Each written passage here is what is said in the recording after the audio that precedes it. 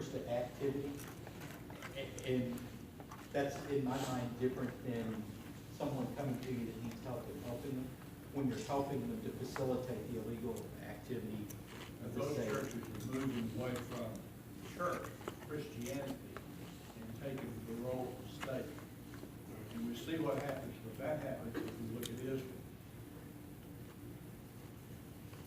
It's a tough one, though. I mean, we've seen a lot of places along the border where you've got churches that are facilitating it, and that's a little bit different role. I don't know that that intersects in quite the same way as just helping someone who needs help. I think the church has an obligation to, like our ESL program. ESL, okay. We have an opportunity, and it's very interesting. We have people all over the world that comes here to learn the language, which is awesome. Sure. So that way you can bring in, like Easter time, you bring in the choir we hear as a church, like Sure. Jesus died for the cross. But at the same time, Chase Oaks, they have a program where they give them studies to become a citizen. And to me, that's the ultimate goal. That way you satisfy the state in a positive way. And most of the ones that want to learn English want to be a good citizen. Someone trying to get their citizenship. Yes. Sure. You know, and that's another, I have no problem at all with that. If they come in and want to, instead of just take, but they're willing, most of them are working, most of them very well educated. But they want to learn the language to a different degree, you know, where they can communicate better at work. Yeah. That's what 99% of them want to do. The big concern from the church standpoint is that we understand that the kingdom of God is this overarching kingdom. It's just much bigger and greater than an individual nation. In fact, it's the people in the scripture, they thought that Jesus was going to come and be this nation Messiah. It was much bigger, and for us as a church, we understand and know about this kingdom.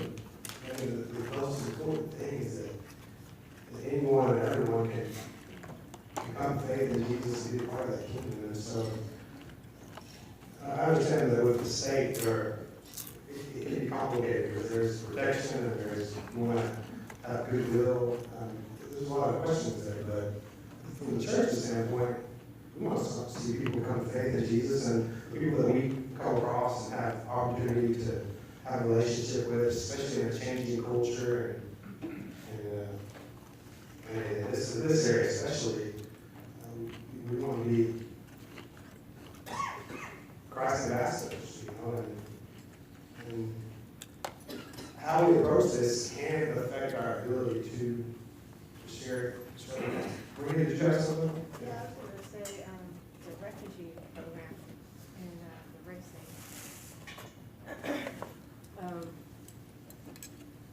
Race, I wanted to teach you earlier about the people. You're talking about race and why is it so hard to talk about race and everything else. I didn't really know I was Mexican until I was about 5, you know. I mean, I was adopted, so I didn't really know about the whole. Tell me that about Maria. Maria was adopted. My parents were white, and so I thought I was white too. Until someone pointed it out to me, I was, you know, kind of amused, but okay. So you were raised in Arizona, right? Yes. Arizona. Yes, Tempe, Arizona, and it was all white. You know, everybody was white there too. White people. Yes, I didn't know, and yeah. So people walked on eggshells a little bit around me, you know, and they would talk about, you know, because there was Mexicans and a lot of Indian people and stuff coming in, and plus they had, it was up the 80s, so that's when the boats were coming over with like Vietnamese and stuff. And our church had a refugee program where they would, the refugees would come to the church. There was a guy in charge of it, and our church had volunteers. People would volunteer to house certain people. And there was 2 girls that came to stay with us at our house, And actually, they're the one that kind of pointed out that I didn't belong either. What? You're like, you're brown like us. I was like, what are you talking about? But, You were like, you didn't even see it. yeah, That's it. yeah, but I think the whole thing is nobody wants to be rude. You know, everybody wants to kind of be on the, because I guess for so long back, you know, now that I've watched the news and everything, people, you know, back in the 60s or whatever, you know, there was so much hatred and everything else. And so when everybody got politically correct, everyone's just like, okay, well, you know, I don't want to say this and I don't want to say that. So then people stopped saying what they really wanted to say, you know, and some people were raised, you know, a certain way to not like a certain people or whatever, but really when you break it down, you know, I always thought I was the same, and I really felt the same. My mom loved me just like she loved her, you know, her other children. And that's really what it all is, you know, loving everybody like Christ loved us, you know, and the refugee program really, She said that's what it all comes down to, is loving everybody like Christ loved us. yeah, there's no color, there's no anything, and I think the refugee thing is just, you know, it's not about trying to help somebody stay in the country illegally or trying to, you know, break the law or anything like that. If someone comes to you and needs help, we help them. You know, that's what you're supposed to do. That's the right thing to do, is to help them. You know, I'm not saying, you know, go and sneak people over across the border or anything, Sure. but, you know, if somebody needs help, help them. Somebody needs help, you try to help them. It's like with what a ESL or something like that. Yeah. I think one of the things to keep in mind, though, and part of the reason why immigration is such a hot topic, is there is the issue of theft of public resources, and even identity theft, because you got people that claim to be somebody else in order to have legal papers. The church's role should be to help them be here right, to where they actually come in through the front door, help them get their papers to come in through the front door, and to where, you know, they're on a right path. Because otherwise, you know, they're going to be constantly afraid of being turned into INS. There's going to be this fear in their lives that's ridiculous. And you know, so the church should be in the role of not breaking the law, but at the same time helping people meet the law. Does that make any sense? Could somebody word that better for me? I want to go, Dave, check something. Yeah, we really started talking about race relations, and we've segued into immigration, and they're really very, very different in some ways, and I know there's some similarities. Sure. But In some circles, though, they say it's anti-Hispanic to try to enforce your laws. That's part of the political game that's being played. That's where race sneaks into this. So we're going to say. I was trying to bring us back to race relations. Sure.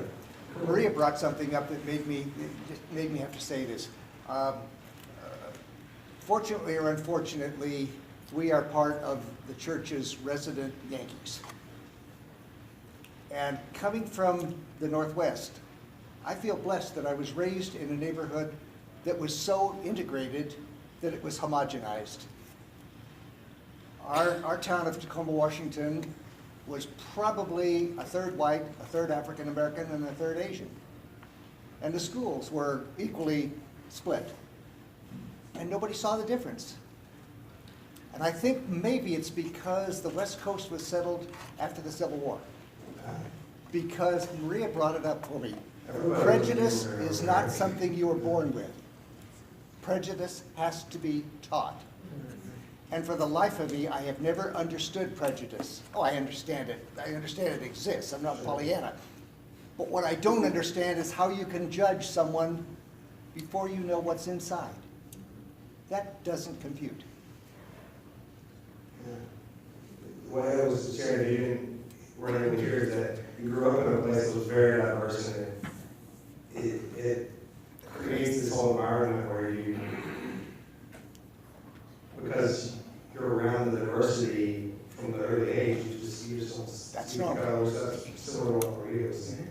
The good news is, I think that I see in my grandchildren that they're very much that way, you know? Sure. Even though we're in the South and we were raised a certain way, my kids and my grandkids just have a totally different view. They don't see those barriers that we saw, I think. Oh, okay, Molly. This happened here in our daycare. These two little boys were in the same daycare class, and they just were best friends.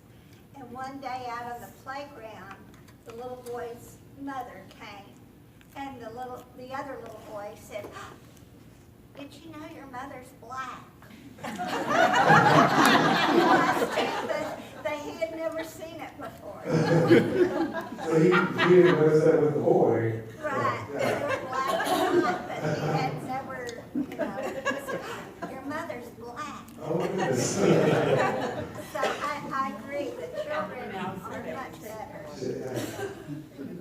Good. All right, so yeah, Charles. One of the problems we have is with the media, kind of on what Tim was saying, when you are in an area where it's not pushed into your face all the time by newspapers, magazines, television, reporting that they are so distinctive about pushing the race of the person in the story, they almost miss the story.